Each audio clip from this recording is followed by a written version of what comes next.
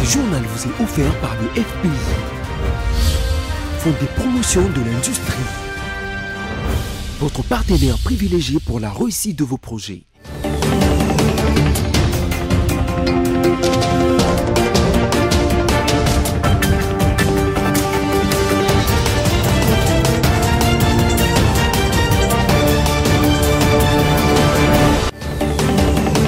Bienvenue dans ce journal et merci de nous avoir choisis pour vous informer. L'ASV Club de Kinshasa a désormais le même nombre de points que les TP Mazembe de Lubumbashi après sa victoire contre Sa Majesté Sanga Balende de Mbujimaï. Les partis ont voté des lycées Sanga dans la rue ce jeudi 2 juin pour sensibiliser la population au sujet des potentielles modifications à apporter dans la loi électorale. Organisation par les partis politiques en vol du député national des lycées Sanga d'une marche de revendication ce jeudi 2 juin dans la capitale afin que soit clarifiée la loi électorale dénaturée par l'Assemblée nationale. Bénédicte Hassani pour le détail. Le peuple congolais, s'il sent que la loi qui est faite n'est pas bonne, il doit se mettre debout pour obtenir des autorités que la publication des résultats bureau par bureau soit respectée. Pour nous, c'est la condition de la transparence qui doit être observée. Et si on devait réformer la loi électorale pour une seule raison, c'est pour avoir les résultats bureau par bureau et accentuer la transparence, éviter la fraude, avoir la traçabilité des résultats, ce que l'on ne peut pas obtenir par les solutions que propose actuellement la majorité Union sacrée de la nation. C'est pourquoi nous pensons qu'à l'Assemblée nationale, il n'y a plus de solution. Il faut mobiliser le peuple. Nous allons continuer à mobiliser la population et je crois qu'elle répond positivement à cet appel parce qu'il y a un lien entre de mauvaises élections, la mauvaise gouvernance et la faillite du pays. Et donc il faut que le peuple comprenne qu'on ne fait pas des élections pour donner des postes aux gens, on fait des élections pour avoir de bonnes lois, de bonnes politiques et des solutions à nos problèmes. Après avoir fait les plaidoyers de la RDC devant le Conseil de sécurité des Nations Unies et obtenu de cette instance décisionnelle l'appui au processus de paix de Nairobi et la condamnation des groupes armés terroristes dont le M23, le vice-premier ministre des Affaires étrangères Christophe Lutundola et les mandataires spéciaux du chef de l'État Serge Tshibangou. Ce jeudi, l'EDIO poursuit son briefing auprès de plusieurs autres haute instance, ceci après avoir été reçu la veille par le secrétaire d'État Anthony Blinken.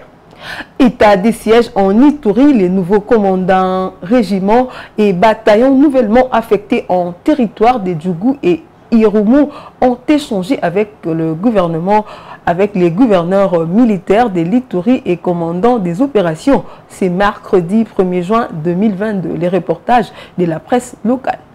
Autour d'une table, les gouverneurs militaires et commandants des opérations en Ituri, le lieutenant-général Luboya Nkansha Madjoni a échangé avec les nouveaux commandants de régiments et bataillons affectés en Ituri dans le territoire de Djougou et Irumu. Ces officiers supérieurs de forces armées, pleins de valeur, sont venus booster les opérations militaires contre les milices communautaires réfractaires au processus de paix de Nairobi, à savoir Codeco LC, URPDC, Zaïre et Maïmaï. Ces officiers ont aussi pour rôle de redynamiser la discipline militaire au sein des unités clés de victoire et règne du succès. Le général Niembo Abdallah, commandant secteur opérationnel Ituri, qui a présenté ses officiers au gouverneur militaire, appelle ses compagnons d'armes à la discipline et à éviter la pratique d'antivaleurs dans l'accomplissement de leur mission, afin de mériter la confiance de la haute autorité du pays.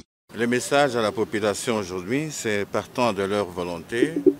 Ils ont présenté auprès du président de la République en ce que qu'on essaie d'échanger les commandants des régiments, commandants bataillons dans ces secteurs. Il y a de ceux-là qui ont mis beaucoup de temps et c'est effectif aujourd'hui. Je suis venu aujourd'hui présenter au gouverneur de la province qui est en même temps le commandant des opérations, les commandants régiments qui ont été promus et le commandant de bataille. En termes réels, on a reçu les mots du gouverneur à l'endroit des commandants qui sont promus. Surtout, nous sommes proprement pour les opérations, proprement dites. Vous savez, les opérations, le centre de gravité de nous qui sommes de l'armée, c'est la population.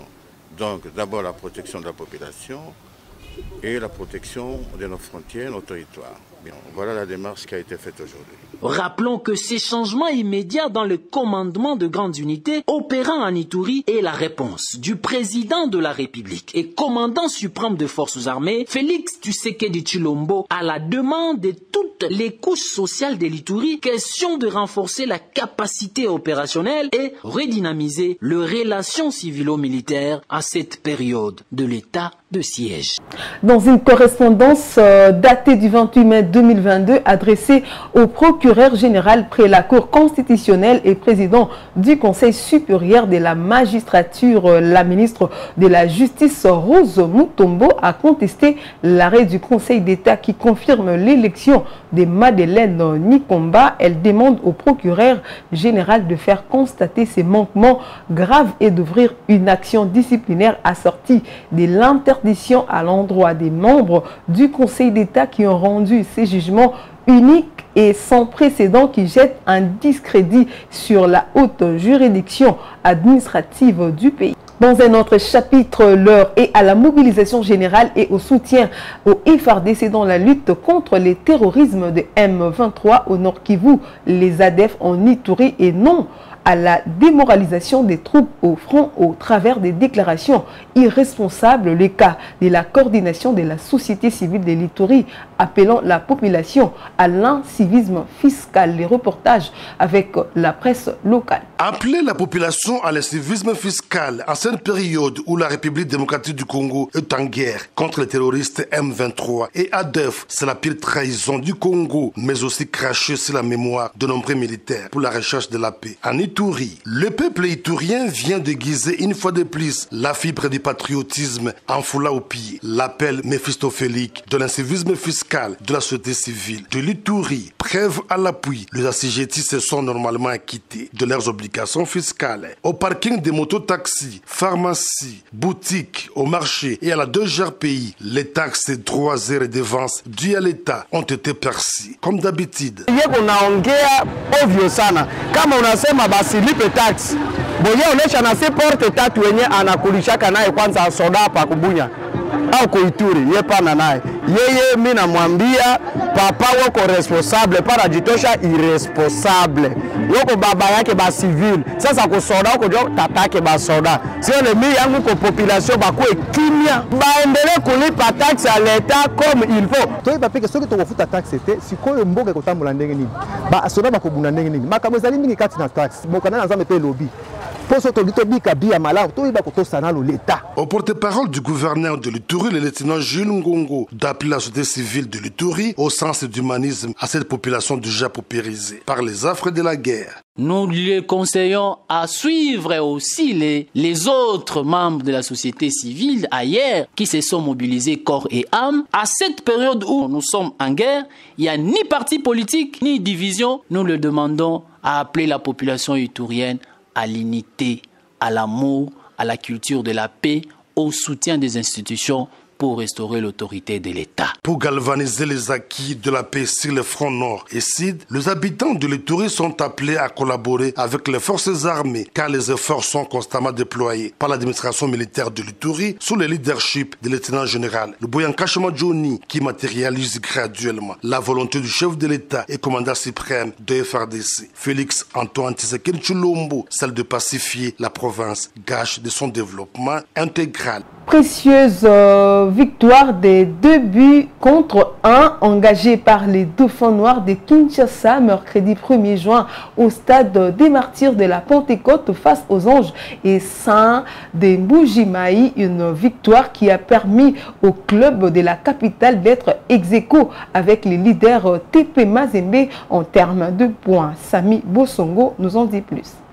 Dans son envolée de remporter le titre de champion au terme de la 27e édition de la Vodacom Ligue 1, l'association sportive Vita Club a réussi la performance de battre Sanga Balende mercredi 1er juin au stade de Martyrs de la Pentecôte, rejoignant le tout-puissant Mazembe à la tête du classement provisoire. Talonnés par les dauphins noirs, les anges essants de Bujumayi ont concédé une deuxième défaite à Kinshasa. Cependant, malgré sa détermination à vaincre Sangabalende, l'AS Vita Club n'est là battu que par 2-1, le club de Bujumayi ayant réduit le score par Botamba dans les dernières minutes du duel, en dépit du fait qu'il jouait en infériorité numérique.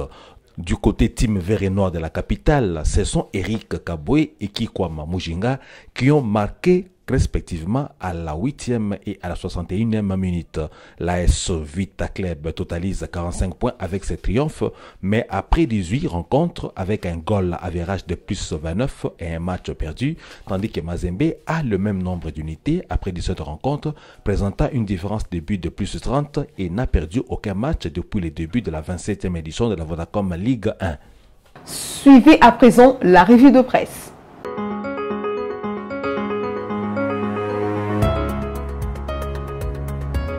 Bonjour, ouvrons notre page de la revue de presse de ce jour avec ce titre de 7 sur 7.cd.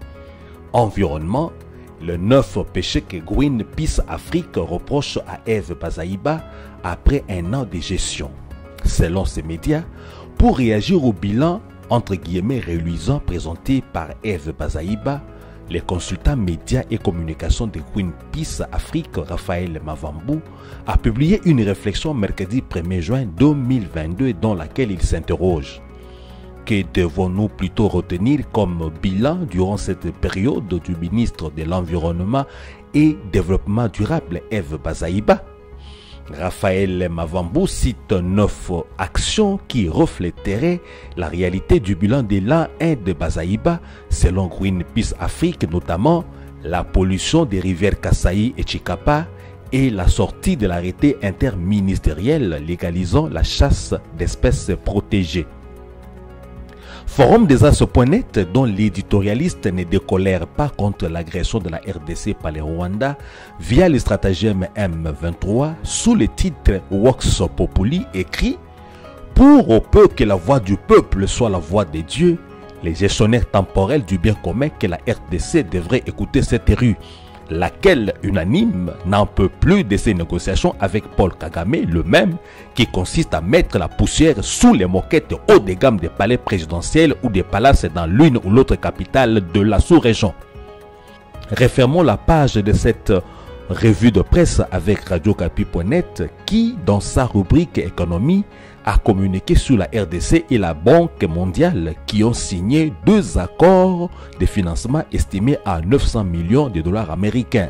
Le premier de ces projets, avec 300 millions de dollars américains, porte sur le soutien à l'entrepreneuriat féminin en RDC. Et le second, d'environ 600 millions autres dollars américains, qui sont destinés au projet d'amélioration de l'accès à l'eau potable et à l'électricité. Fin de cette revue de presse.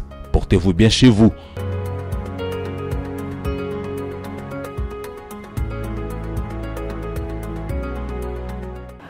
Voilà qui met terme à ce journal, mais avant de vous quitter, voici le rappel des titres.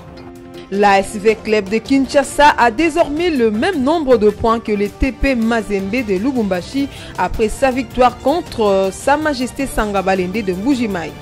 Les partis envoient des lycées Sanga dans la rue ce jeudi 2 juin pour sensibiliser la population au sujet des potentielles modifications à apporter dans la loi électorale. Merci de nous avoir suivis. Au revoir. Restez sur nos antennes.